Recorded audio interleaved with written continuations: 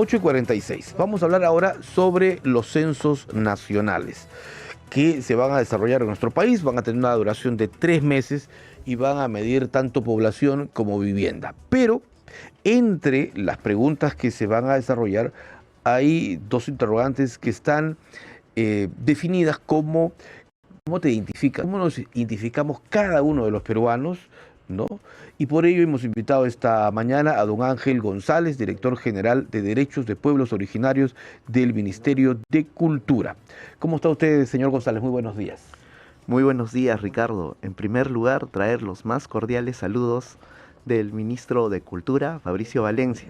Y comentarte que el día de ayer hemos lanzado la campaña Yo me identifico con orgullo, en el marco del proceso de los censos 2025. Claro, sin duda esas son dos preguntas que durante los censos anteriores generaron mucha polémica, ¿no es cierto?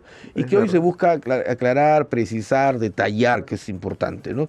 Dos preguntas sobre nuestra diversidad. ¿Cómo nos identificamos étnicamente? Así es, tenemos de hecho dos preguntas que son dos preguntas que se han desarrollado ya en el censo del año 2017. La primera que está vinculada a la identificación étnica y la segunda a cómo hemos aprendido a hablar, a nuestra lengua materna.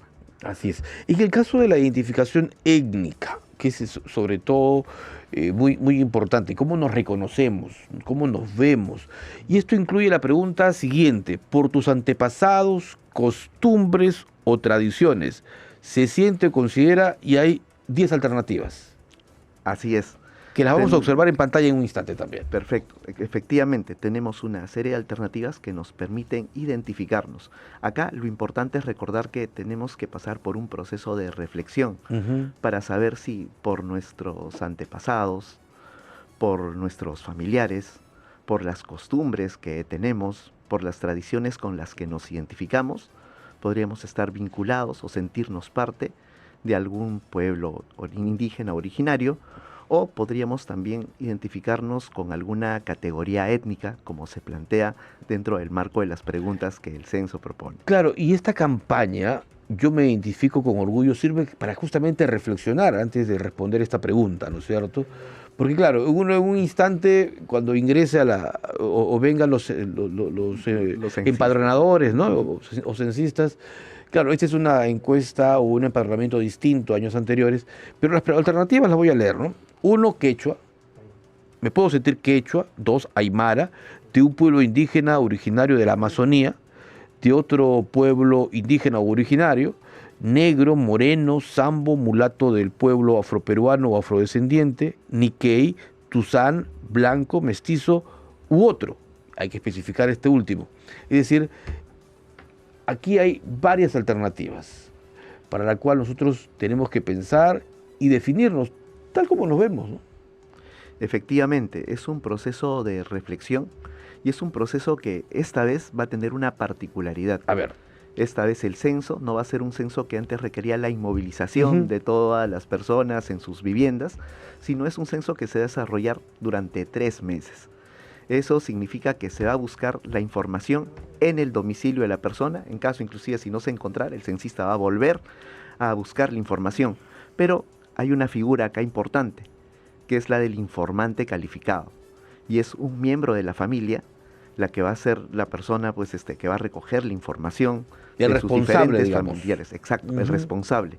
Y el que tiene que trasladar esa información al censista al momento de la toma de los datos. Por los antecedentes anteriores, me parece que en el empadronamiento del 2017, en el censo del 2017, quien obtuvo la mayoría fue mestizo. Efectivamente, es una categoría con la que muchos nos podemos sentir identificados.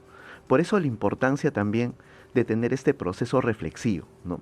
Es un proceso en el que, claro, el mestizaje nos lleva a decir, claro, no hay una persona que forme parte completamente, digamos, de algún pueblo originario o que sea pues enteramente quechua, ya que somos producto ciertamente de un mestizaje permanente, pero sin embargo, ¿no?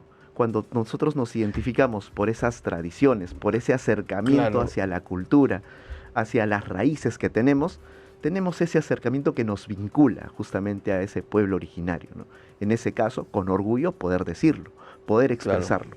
Esto nos ayuda a tomar mejores políticas públicas, focalizadas, y en ese sentido pues resulta tremendamente pertinente en estos Claro, censos. en los últimos años la migración, ¿no?, por muchos efectos ha hecho que la gente venga del campo a la ciudad, venga desde el norte, de la sierra, de la selva. Tenemos ahora incluso una importante migración extranjera. O sea, mire, el próximo censo de aquí a algunos años más probablemente haya una nueva alternativa. Es más, efectivamente, ¿no? Mire. Una de las cuestiones que habían sido bastante interesantes era por qué de pronto el censo se está adelantando, ¿no? Porque usualmente era cada 10 años, nos tocaría el 2027. Claro. Sin embargo, estos procesos migratorios tan pronunciados, el impacto de la pandemia, además el cambio climático y la crisis climática que ha provocado migraciones internas, nos pone pues, en alerta y en la necesidad de poder generar la mejor información posible para comenzar ya a desarrollar acciones concretas, acciones focalizadas en territorio, en base a evidencia. ¿Y qué mejor evidencia que la recogida a través de los censos? Señor González, y otra pregunta, la 16, es respecto a los idiomas o lenguas con los que se aprendió a hablar durante la niñez, ¿cierto?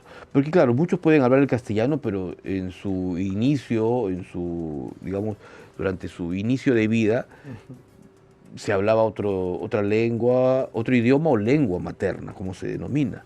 Es decir, esto también nos va a servir para poder tener un mapeo más completo de la diversidad de lenguas. Efectivamente. En este caso, a diferencia, por ejemplo, del censo anterior de 2017, se ha previsto la opción múltiple inclusive, ¿no? Porque puede que en paralelo una persona haya aprendido el castellano junto con una lengua originaria. Por ejemplo, la chipiboconía, por decirlo, por ponerlo como ejemplo, ¿no? Correcto. Entonces, ambas opciones serían correctas. Y se pueden marcar hasta 3 alternativas. Esto es bastante importante, sobre todo si queremos focalizar políticas públicas con pertinencia lingüística. Vale decir, por ejemplo, la educación intercultural bilingüe, claro, dónde es que se debe dirigir con mayor fuerza y sobre qué lenguas. También conocer el estado de las lenguas. Tenemos 48 lenguas originarias, de las cuales algunas ya se encuentran en un proceso cercano de extinción. Sí, pues. Y es importante saber cómo están y qué podemos hacer para preservarlas porque forman parte de nuestro patrimonio. Claro, en políticas públicas esto es fundamental. Incluso nosotros como radio estatal, como radio pública, tenemos también parte de nuestra programación en lenguas originarias, que es fundamental para un importante sector del país que mantiene sus tradiciones y sus lenguas ancestrales. Eso es fundamental. Ahora, esto es muy interesante. Los resultados, cuando se obtengan, ¿en qué tiempo se prevén conseguir y cómo se va a utilizar toda esta data? Es importante señalar que un proceso censal, una vez finalizado, no es que finaliza la toma de los datos y de pronto tenemos al día siguiente los resultados. No, claro que... Estos resultados toman su tiempo en ser procesados, en ser analizados, y para darles ahí sí el dato más exacto tendría que estar el Instituto Nacional de Estadística e Informática, que seguramente va a plantear ya dentro de un cronograma también cómo nos va a entregar esa información y en qué momentos. Pero es importante también señalar que la información que se recoge nos ha permitido, por ejemplo, la actualización de un mapa etnolingüístico en el 2017 y va a permitir hacerlo esta vez también. Actualizarlo, ¿no? Por supuesto. Del mismo modo, la base de datos de pueblos indígenas, así como la base de datos del pueblo afroperuano. Del mismo modo, la elaboración de políticas públicas como la Política Nacional de Lenguas que ya se viene implementando y la formulación de la Política Nacional de Pueblos Indígenas, que está en un proceso de consulta previa en este momento. Chiquitita, este último mapa de lenguas, ¿qué porcentaje de peruanos hablan lenguas originarias? En lenguas originarias, aproximadamente 7 millones de personas. 7, o sea, no es poco, 7 millones, ¿ah? Es la cuarta parte de la población.